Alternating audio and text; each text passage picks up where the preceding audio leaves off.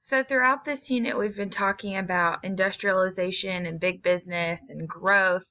And we've mentioned before already that a lot of that growth is coming from our massive workforce. And who makes up a large portion of that workforce but immigrants. So we're going to talk a little bit about immigrants now.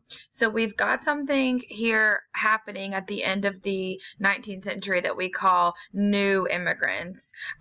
Obviously, all immigrants, when they come to the United States, are going to be new immigrants because they've just arrived. But that's not what I mean when I say new immigrants. So if you remember the last time we talked about, we referred to those immigrants as old immigrants. We've got two major waves of immigration from Europe at this point, and that was the first one. So that's why we called them old immigrants, the German and the Irish who came to the United States in the sort of like the 1840s. New immigrants primarily come from Eastern and Southern Europe. So that's many different countries: Italy, Greece, Poland, Hungary, Russia. We're getting a lot of immigrants into the United States from those areas. So that's who we're calling new immigrants: people from Eastern Europe and Southern Europe. So by 1900.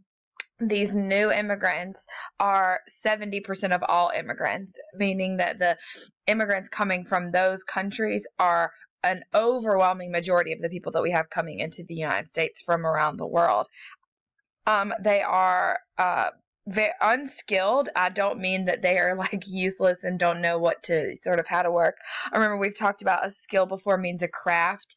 For the most part, these immigrants are coming to the United States with no particular craft that they practice.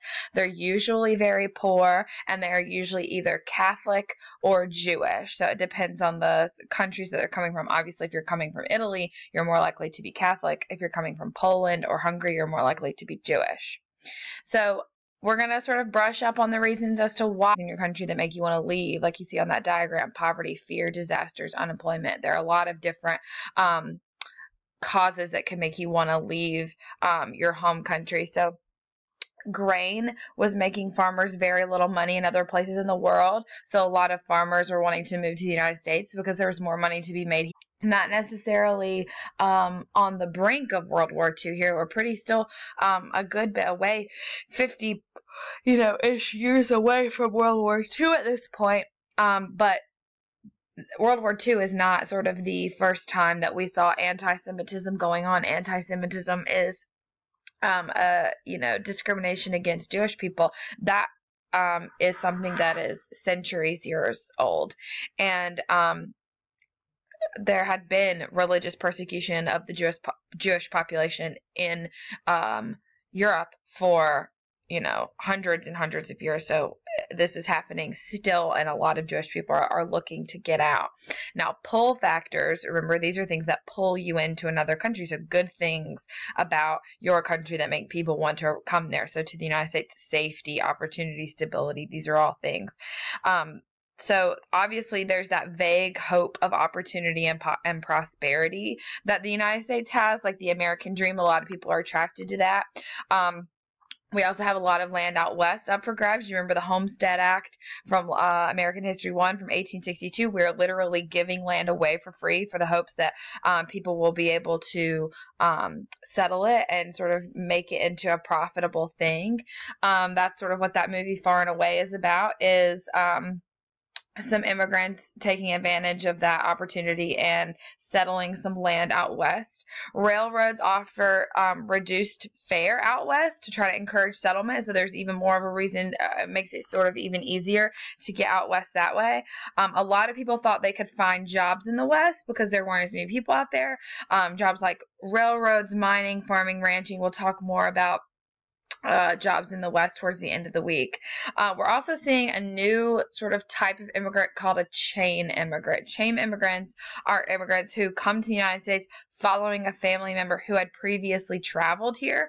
So if your family is poor, you live in Poland and you can't afford for everyone to move immediately, you might send like your younger son because he's strong and capable and maybe he speaks some English. So you're going to send him to the United States to get a job. And once he is established and has a job and has made some money, then he can try to help pay for the way for the rest of the family to come and join him in the United States. So everyone is sort of following him like links on a chain. Those are chain immigrants.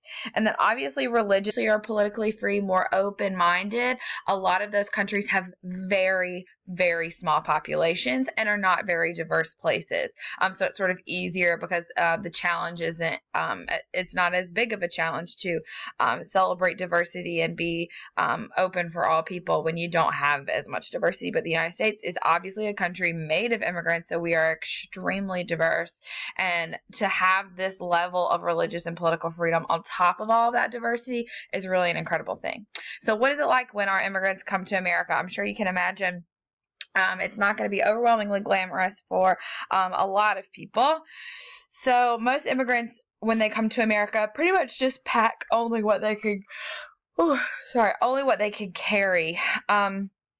In the 1870s, steamships are making the transportation across the Atlantic easier than ever before. So it takes less time to make it to the United States. Most immigrants are going to travel in a level of the ship called the steerage, steerage. The steerage, if you remember on the movie Titanic, the part of the ship where Jack stayed, that is the steerage, the like part at the bottom of the ship where everyone is more, it's a lot more crowded, you know, it's sort of like the lower economic end. If you've seen Brooklyn, which came out last year, about an Irish immigrant girl, beautiful movie, highly recommend, especially if you like love stories and things like that.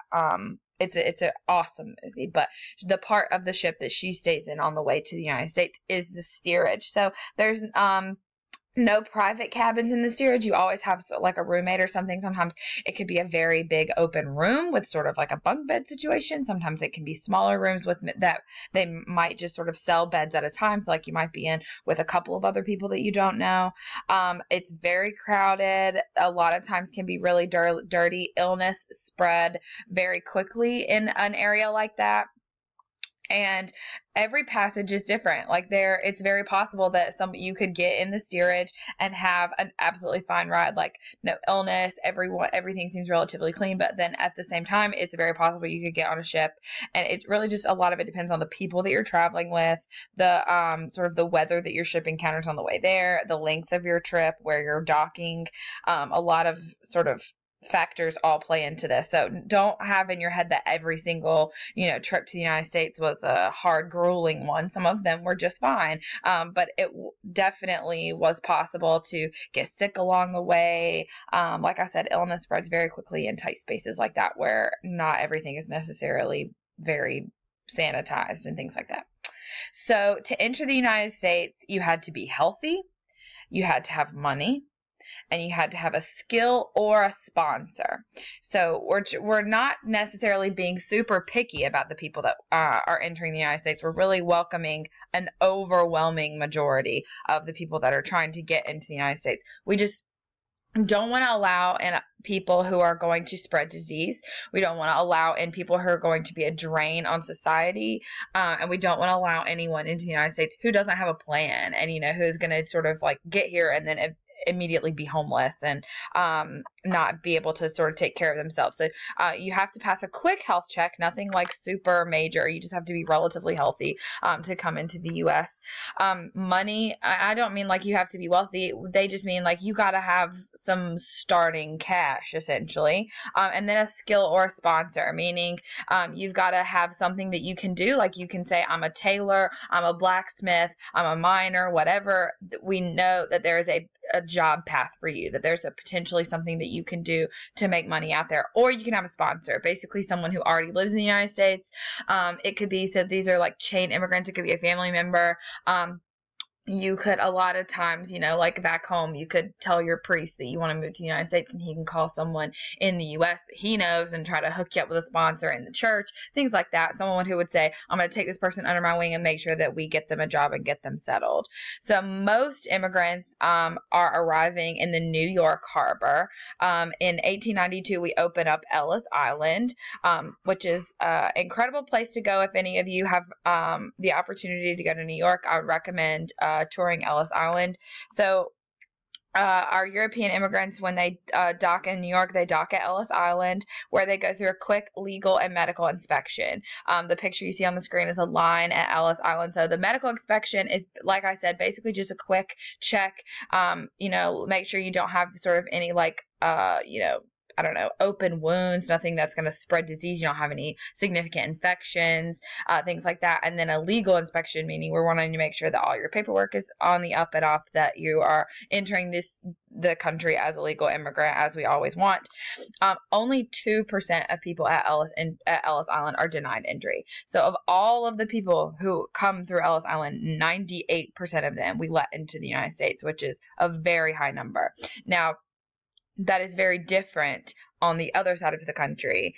It's West Coast counterpart called Angel Island. Angel Island was opened in 1910 in the San Francisco Bay, and that is where our immigrants are docking if they're coming from Asia. So our Chinese immigrants, Japanese immigrants, people from Eastern Asia are docking at Angel Island. It is a very different immigration experience on that end. I'm sure you can imagine why racism plays a large role in that. While all immigrants are immigrants, none of them are, native-born Americans coming into the United States.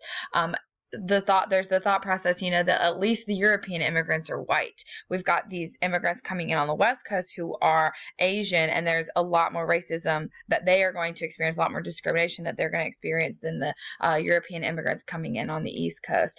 Sometimes immigrants were held at Angel Island for weeks or months at a time in really bad conditions. So it really just sort of depends, not even necessarily on your paperwork or your sponsor or anything like that. It just depends on sort of who's monitoring immigration at that point. So you are much better off entering the United States from the East Coast than the West Coast.